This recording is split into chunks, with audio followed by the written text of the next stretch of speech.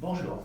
Avant toute chose, je voudrais dire que je suis très fier de mes petites filles de s'intéresser au passé de la famille, chose que je n'ai malheureusement pas faite, donc j'en suis d'autant plus fier.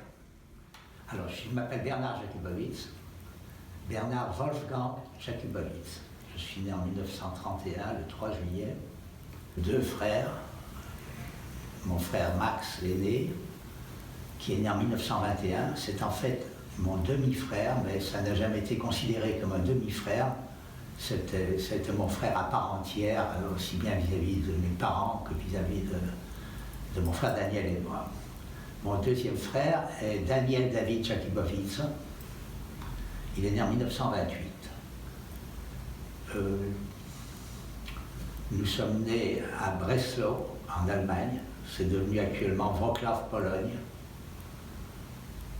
Et nous avons quitté l'Allemagne en 1933 sur le bon vouloir du cher Adolf Hitler.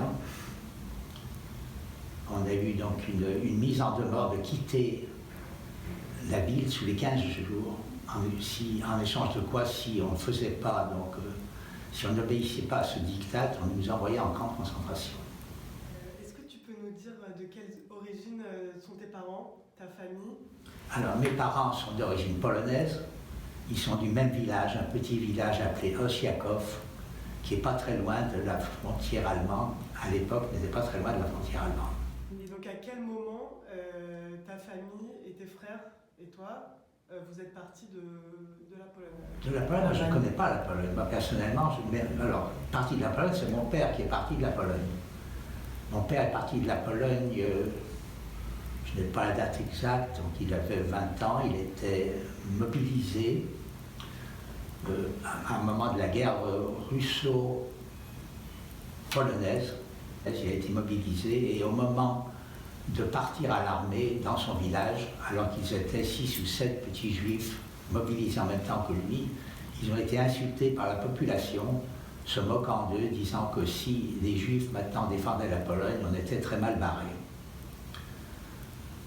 Donc là-dessus, mon père et ses collègues, ses copains étaient très énervés.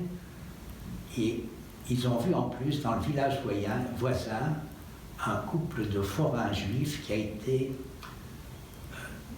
attaqué, violenté par les Polonais, et personne n'est venu pour les défendre. Donc, d'un commun accord, tous les 7 ou 8, ils sont partis pour l'Allemagne comme déserteurs. Et ils ont été arrêtés sur la frontière polono-allemande par les militaires. Donc, dans un pays en état de guerre, c'était un crime très grave et ça pouvait être le peloton d'exécution.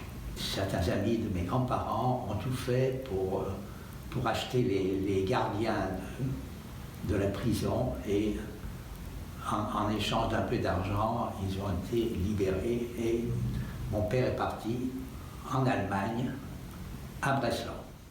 Et à quel moment vous êtes devenu officiellement français? Nous sommes devenus français après la guerre, c'est-à-dire en 1945 ou 46, je ne peux pas dire exactement, mais c'est 45-46. D'accord.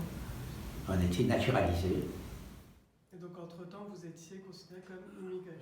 Entre-temps, on était considérés comme apatrides, donc sans patrie du tout.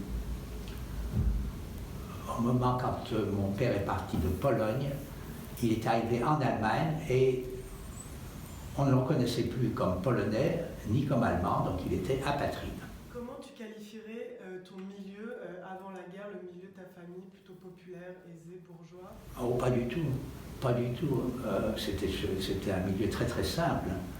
Mon père, quand il est venu d'Allemagne, il a tout abandonné. Il est parti une nuit, laissant l'appartement, laissant son atelier. Il est parti sans rien, avec une valise, son épouse et ses trois enfants. Et dans la valise, il y avait le chandelier de Shabbat. Il y avait deux, trois objets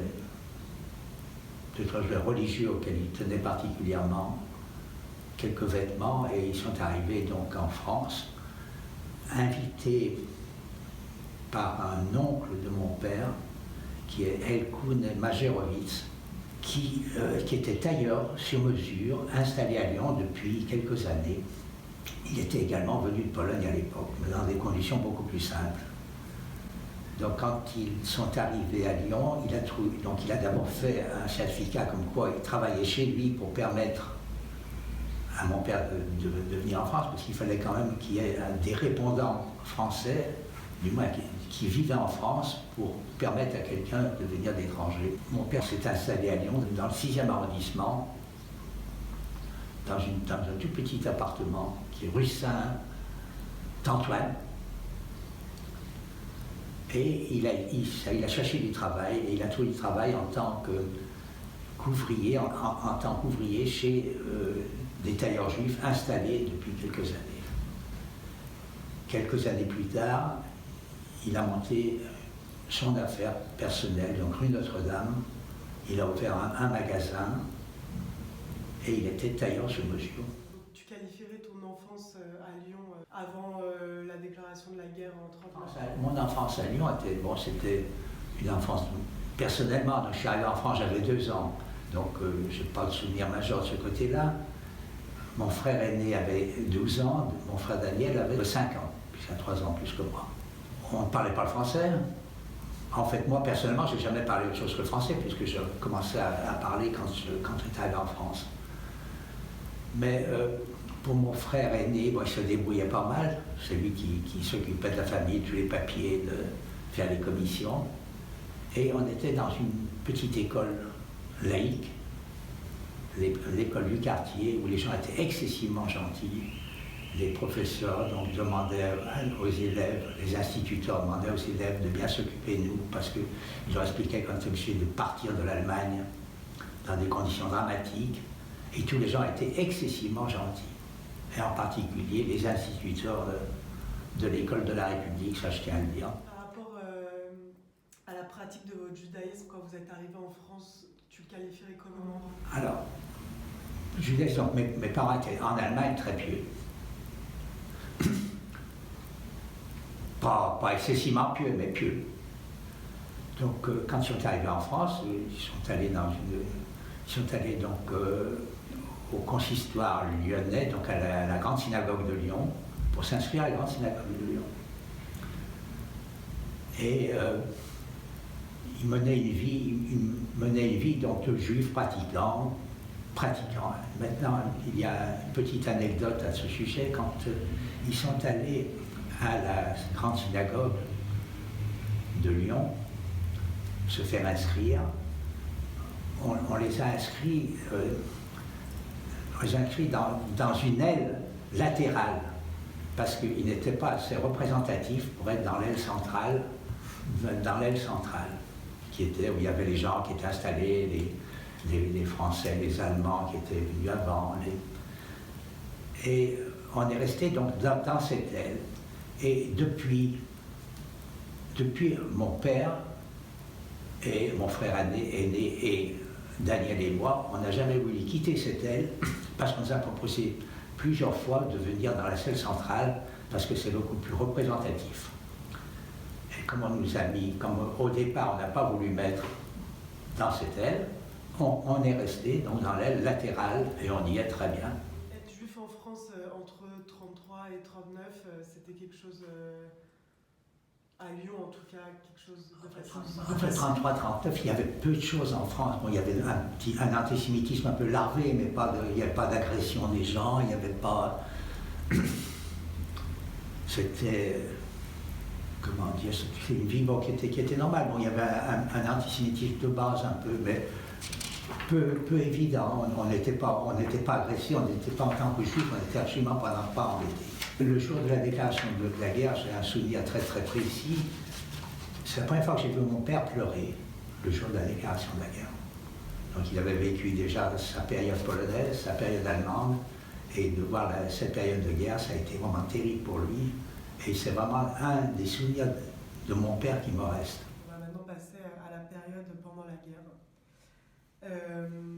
Est-ce que tu te rappelles personnellement avoir vu les Allemands donc, envahir Lyon. J'ai un souvenir très très précis. Sur le cours Émile Zola, j'ai vu l'armée allemande arriver avec ses chars, avec ses camions, et avec les Allemands qui étaient donc debout donc, sur les chars.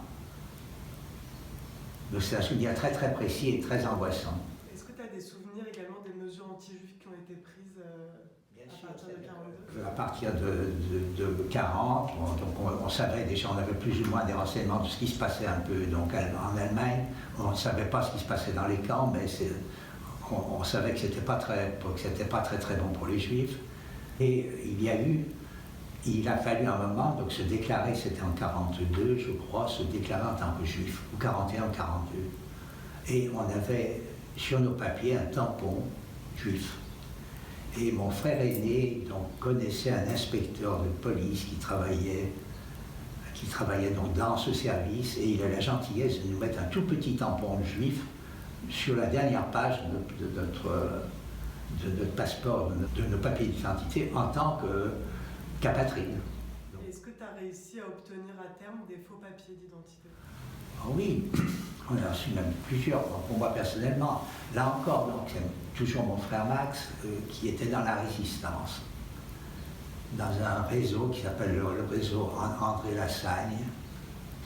Et il connaissait beaucoup de monde dans cette résistance, et en particulier une dame, Madame Léger, Héna Léger, et son mari, Auguste, qui lui ont fait avoir des papiers. Donc Madame Léger travaillait dans une mairie et connaissait également beaucoup de monde. Et par elle, on a obtenu des papiers, donc des papiers d'identité et des cartes de nourriture, des cartes d'alimentation, puisqu'à l'époque, il fallait avoir des cartes pour se nourrir. Et on a obtenu, donc le premier faux nom qu'on avait, c'était Bransky, famille Bransky. C'était une famille polonaise, non juive, dont le père était tailleur et qui avait 3 fils comme nous. Et il était important que la carte d'identité ne soit pas un nom français, puisque mes parents avaient un accent coupé au couteau quand même et que ça aurait paru bizarre. Donc on était d'origine polonaise, mais catholique d'origine polonaise, donc Bransky. Et ensuite, j'ai obtenu une deuxième fois des papiers plus tardivement, où je me suis appelé Janin, Bernard Janin. Tes frères et sœurs aussi s'appelaient Janin? Mes frères s'appelaient Janin, Daniel, mon frère Max, je n'ai plus le souvenir, mais je crois que ce n'était pas mon frère Max. Mais à l'époque de Bransky, on s'appelait tous Bransky. Mais Janin, je ne suis pas sûr que Max s'appelait Janin à l'époque. Et avez-vous porté l'étoile juive pendant la guerre? Jamais. Excellente question, on n'a jamais porté l'étoile juive. Je ne sais pas, vraiment, c'est une bonne question. Mais on avait uniquement le tampon juif sur les papiers, mais on n'avait jamais eu d'étoile jaune. Est-ce que l'étoile jaune à Lyon est obligatoire? Je n'ai aucun souvenir de ça. Mais vraiment, je n'ai pas le souvenir d'avoir vu à l'époque des juifs porter l'étoile à Lyon. Est-ce que tu as un souvenir précis de tes parents avoir eu peur pour Daniel, Max et toi? Bien sûr qu'ils avaient peur, bien sûr. Donc, en plus que Max était dans ce réseau de résistance, il participait à des actions dangereuses, donc ils avaient peur, bien sûr. Tu nous as dit que Max était dans la résistance et Daniel... Daniel, il a été bien malade à cette période, il a été bien malade et il a eu une histoire donc, qui a guéri, mais une histoire de maladie rénale qui l'a bien embêté. Et il est parti donc tout de suite, on se cachait donc, dans notre maison là-bas à Marleur, dans le Rhône. Donc il est parti avec mes parents. On était donc en zone libre, et au moment où la zone n'était plus libre, on est parti. Vous êtes parti où? Je suis parti, donc mes parents sont partis donc, dans un petit bled à Marleur dans le Rhône, où ils étaient cachés, sous le nom de Bransky, soi-disant incognito. En fait, tout le monde savait qu'on était juifs. C'était un petit village, tout le monde savait qu'on était juifs, tout le monde savait qu'on se cachait. D'où cette décision de te mettre en sécurité, donc chez les Champal? Moi, j'étais parti, donc j'étais hébergé donc, chez dans la maison de Madame Léger par les locataires de Madame Léger, monsieur et Madame Champal, pour mes parents, qui étaient partis donc de Pologne, puis d'Allemagne. La seule chose qu'on pouvait transporter de façon simple, c'était le savoir. Donc il fallait, comme je travaillais pas mal à l'école primaire et puis au lycée après, donc il fallait absolument que je continue à faire des études, parce que pour eux c'était la seule façon de s'en sortir en cas de problème. Donc c'est la raison pour laquelle moi personnellement je suis resté à Lyon, où j'ai failli plusieurs fois me faire prendre. Mais je suis passé à travers chaque fois. Tu as dû apprendre ta nouvelle identité, te mettre dans la peau de quelqu'un pour pouvoir continuer à aller à l'école. Oui, bien sûr. Alors, encore une anecdote. Bien sûr que chaque fois, quand j'étais Bransky, j'ai appelé Bransky. Bransky, fils de, je sais pas, fils de Joseph, quoi, petit-fils de... On avait toute une lignée familiale à apprendre. Et là, donc, plus tard, quand je me suis appelé Janin, je ne sais pas d'ailleurs pourquoi on a changé de nom, mais quand je me suis appelé Janin, j'étais au lycée du Parc en 6e ou en 5e au lycée du Parc, je ne sais plus exactement. Le lycée du Parc était occupé par l'Allemagne allemande. Donc on était dans une index du lycée du Parc, qui est tout près d'ici, tout près de notre appartement, près de la rue Saxe, rue Le Royer, dans le 3e arrondissement. C'était à 200 mètres de chez nous. Et je descendais tous les jours de Saint-Didier-au-Mont-d'Or, où j'étais caché, donc chez la famille Champal, dans la maison des Léger. Donc il y avait un tram à l'époque qui descendait, qui s'arrêtait au Pont-Mouton. Au Pont-Mouton, tous les matins, il y avait des rafles avec la police française, les Allemands et les miliciens. Donc on avait le choix, il n'y avait pas un jour, il n'y avait pas de rafle. Et moi donc, je descendais, j'arrivais au Pont-Mouton, et du Pont-Mouton, je prenais un tram, le tram numéro 3 à l'époque, qui m'amenait rue Le Royer. Et à 13 ans, j'étais plutôt chétif. Donc je passais à travers sans problème, je passais à travers la police, la milice, parce que bon, j'étais un enfant, bon, je ne faisais pas du tout, personne ne m'a demandé de me déshabiller, mais il y avait dans le coin, il y avait donc les Allemands, les miliciens qui faisaient déshabiller les hommes pour voir s'ils étaient circoncis ou pas. Et je passais donc avec mon petit cartable, tout à fait tranquille. Mais dans le cartable, j'avais mes papiers de Janin, et il y avait tous mes cahiers et toutes mes notes au nom de Jakubowicz Bernard. Et je n'ai jamais compris comment on est passé à travers. Pour mon séjour donc chez les Champal et chez Madame Léger, j'ai dû quitter rapidement, donc je suis resté 6-9 mois là-bas, et j'ai dû quitter rapidement parce que Madame Léger a appris que la police, que les gendarmes allaient débarquer chez elle. Elle avait été dénoncée par un faux résistant qu'elle avait hébergé, qui en fait était un milicien. Et donc elle a été dénoncée par ce type, qui a également dit qu'il y avait un petit juif qui était caché dans la maison. Et donc Mme Léger a téléphoné à mon frère Max, disant Max, il faut absolument que vous veniez tout de suite chercher votre frère, parce que ça va très mal et les gendarmes vont débarquer chez moi incessamment. Max a tout laissé tomber, il est venu me récupérer, et le lendemain, la famille Léger a été arrêtée. Et les Champal, ceux qui s'étaient cachés, eux, ont fait comme moi, ils sont partis dans la famille, donc en dehors de Lyon. Ils sont partis, eux, qui n'avaient rien à cacher, sont partis se cacher, puisqu'ils avaient hébergé un enfant juif. Au final, tu es resté caché combien de temps pendant la période de la guerre? Alors, grosso modo, on a été cachés pendant 2 ans, 1 an et demi, 2 ans. Est-ce que tu te souviens de ce moment où tes parents t'ont dit que c'était la fin de la guerre? Je me souviens de la fin de la guerre, donc de la joie. Donc, quand on a appris la fin de la guerre, c'était la joie, bien entendu. De se retrouver tous les 5, de se retrouver déjà tous ensemble. Mais déjà, on savait que toute notre famille, au départ, n'existait plus. Toute la famille de Pologne n'existait plus. Les cousins et les oncles ont été tous exterminés. Alors, après la guerre, vous êtes retourné à Lyon.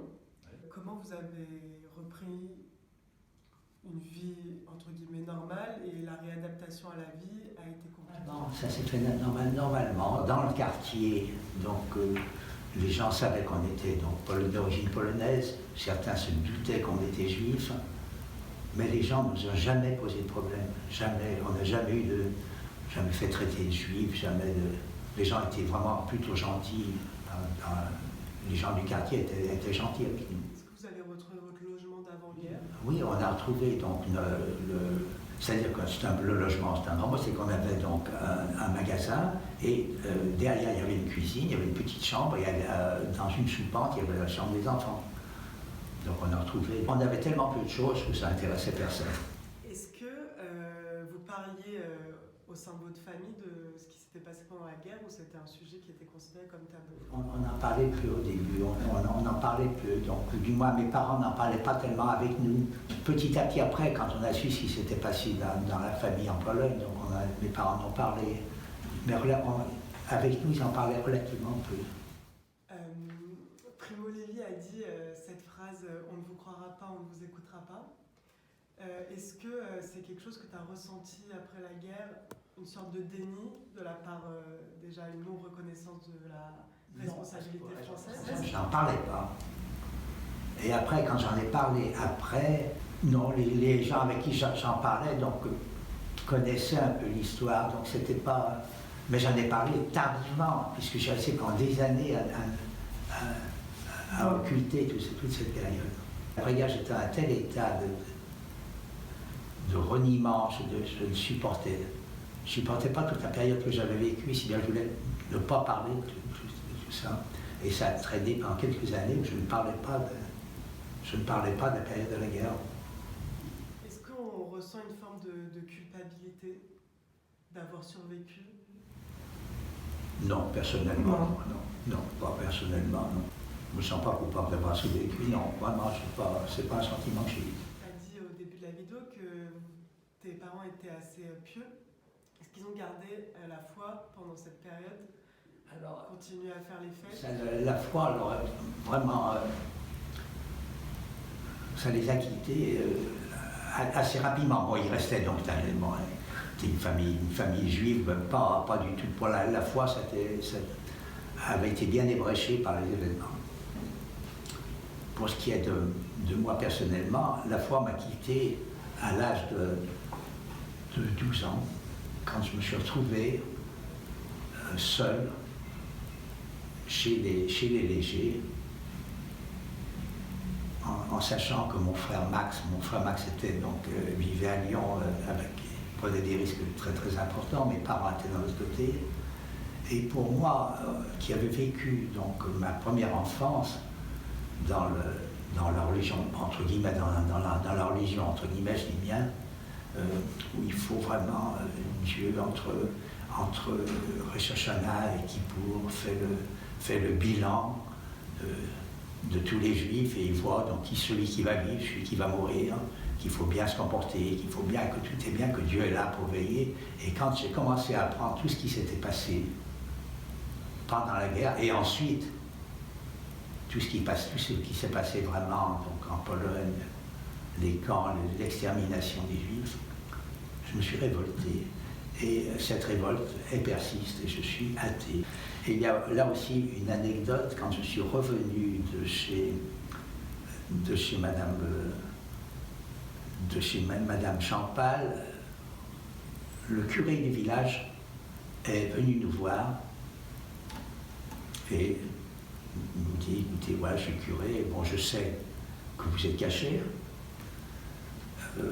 Je sais donc, il m'a interrogé, il a interrogé mes parents pour moi, et on a dit, donc on lui a expliqué donc, que j'étais au lycée et que j'ai dû quitter le lycée pour des raisons précises. Alors il s'est proposé de me donner des cours en français, en latin et en hébreu. C'était en hébreu parce qu'il avait dit qu'il faut absolument qu'il puisse. Parce que j'avais commencé à préparer ma bar mitzvah avant la guerre, donc pas avant la guerre, en 1941, donc c'était déjà pendant la guerre. Donc il y avait un vieux juif qui était dans le quartier qui me donnait des cours. Et j'avais commencé à préparer ma bar mitzvah. Et alors il avait dit, il faut absolument qu'il fasse un peu d'hébreu pour qu'il n'oublie pas et qu'il puisse faire sa bar mitzvah. J'aurais dû faire ma bar mitzvah en 44, donc on ne pouvait pas la faire en 44, mais je pouvais la faire en 45. Et là encore une anecdote, c'est la seule période où je me suis opposé à ma mère. J'ai dit non, pour moi, la religion, Dieu, c'est terminé, la bar mitzvah, je ne la ferai pas. Alors ma mère a essayé, on fera des cadeaux, on fera des choses, elle va essayer de m'acheter et tout. Et j'ai dit, j'ai pas voulu faire. Mon père me comprenait et n'a pas insisté. Ma mère, ça lui a fait beaucoup de peine et je le regrette à cause de ça. En fait, par ailleurs, je ne regrette pas du tout d'être allé au fond, au bout de mon idée. Et donc tu n'as jamais fait ta bar mitzvah? J'ai jamais fait ma mitzvah, donc c'est affreux, je suis un mauvais juif, mais c'est pas grave, je l'assume. Est-ce que tu as gardé contact avec les gens qui t'ont caché pendant la guerre et qui ont été qualifiés de juste parmi les nations? Et M. et Mme Léger ont été déportés à Ravensbrück. Ils sont revenus tous les deux en mauvais état, mais ils sont revenus tous les deux. Et d'ailleurs, elle a son nom, donc elle a son arme à Jérusalem, à Yad Vashem. Les Légers, je suis allé les voir régulièrement jusqu'à la fin de sa vie. Les Champal, je suis également, je les ai vus pratiquement, donc pas M. Champal, non, mais Mme Champal, je suis allé la voir pratiquement jusqu'à la fin de sa vie. Et leur fille, qui vit encore actuellement, je la vois régulièrement quand je vais à Paris. Et il y avait un frère qui est mort il y a quelques années, donc je voyais moins, mais c'est surtout la fille Champal, donc Suzanne, que je vois régulièrement, qui on se parle régulièrement au téléphone. Ils ont d'ailleurs été eux aussi honorés à Yad Vashem. Est-ce que tu as cherché à retourner à l'endroit où tu avais été caché? Oui, la maison donc, de Saint-Didier-au-Mont-d'Or, je suis passé, j'ai vu la maison, en fait ça n'évoque pas grand-chose pour moi. Par contre, je vois très bien le petit appartement donc, des Champal dans lequel j'étais caché. C'est un petit appartement, c'est des gens vraiment qui n'avaient pas un appartement, qui m'ont hébergé, qui m'ont reçu en plus vraiment comme quelqu'un de la famille. Mais c'était des gens qui avaient des moyens très... Le papa travaillait au casino comme manutentionnaire, donc c'était pas des gens qui avaient de gros moyens, donc c'était un petit appartement, et ils m'ont vraiment reçu. J'ai vécu là-bas comme un enfant de la famille. Depuis la fin de la Seconde Guerre mondiale, on entend souvent la politique de plus jamais ça, avec le contexte actuel des génocides qui se déroulent partout dans le monde. Est-ce qu'on peut en déduire que les gens ont la mémoire courte? Ça c'est certain, les gens ont la mémoire courte, c'est certain. Peut-être pas tous les gens, mais en fait une partie suffisamment importante a la mémoire courte. Et que ce qui s'est passé peut se reproduire, moi je suis absolument pas tranquille de ce côté-là, que ce soit pour les juifs ou ailleurs, ou pour d'autres. Qu'est-ce que tu aurais à dire aux négationnistes qui qualifient, entre autres, les chambres à gaz comme un détail de l'histoire? Que c'est des sales cons. Que j'aurais à leur dire qu'on ne peut rien leur dire, parce qu'au départ, ils sont d'une telle mauvaise foi, au départ, qu'on peut bien dire tout ce qu'on veut, ça ne changera rien. Bien sûr qu'il faut lutter contre le négationnisme, le type qui est négationniste, qui est antisémite, qui est raciste, qui reste raciste. C'est un peu l'impression que j'ai personnellement. Il y a des pays, en Pologne, actuellement, il n'y a pratiquement pas de juifs, il reste un antisémitisme latent. Dans des pays comme la Norvège ou la Finlande, où il n'y a pas de juifs, il y a un antisémitisme. On ne sait pas pourquoi. À l'époque, il y a très longtemps, on disait que c'était un antisémitisme entretenu par l'Église, avec Dieu, Jésus tué par les Juifs, le sang juif dans la matzah. Mais actuellement, ce n'est pas le cas. Donc, ce que disait mon père, mais je ne sais pas si on peut le dire, c'est que les Polonais, ils ont ça dans le sang. Ils ont l'antisémitisme dans le sang. c'est très mal, c'est pas bien de le dire, mais je crois que c'est peut-être vrai. Comment tu qualifierais le fait que d'avoir vécu la guerre, ça a influé sur ta vie? À l'époque, quand j'ai fait médecine, j'ai pas voulu faire, bon, j'ai fait donc les études de médecine, à un moment j'avais le choix de préparer le concours d'internat. Et ce concours d'internat m'occupait, me mobilisait vraiment pendant 2 ans, avec un travail très très intense, et j'ai pas voulu, je voulais profiter de la vie, suite à ce que j'avais vécu pendant la guerre. Et j'ai pas fait l'internat, c'était un de mes grands regrets. Ça n'a pas compté après. Ça n'a pas compté après parce que j'ai fait d'autres choses qui m'ont permis de compenser en partie donc ce manque. Mais c'est une chose vraiment qui a été la conséquence tardive de la guerre. Plus tard, dans l'éducation que tu as donnée à tes enfants, est-ce que le fait d'avoir vécu cette période sombre a influé sur cette éducation? Non, ben, je suis bien content que tu me poses cette question, parce que mes enfants donc, se sont peu intéressés, contrairement à ce que vous faites actuellement, se sont peu intéressés à toute cette histoire et ne nous ont pas interrogés, n'ont pas essayé de savoir ce qui s'était passé vraiment. Est-ce que ta vocation en tant que médecin est liée à ce qui s'est passé pendant la guerre? Absolument pas, j'ai toujours voulu être médecin. Alors, je ne sais pas si c'est quelque chose qu'on m'a imprégné depuis mon plus jeune âge. Peut-être que ma mère me disait qu'elle voulait, peut-être que ma mère m'a mis ça dans la tête tout jeune, mais en fait j'ai toujours voulu être médecin. Pour moi ça n'a posé aucun problème. Quand j'étais donc à l'école primaire, qu'est-ce que tu veux faire? Je vais être médecin.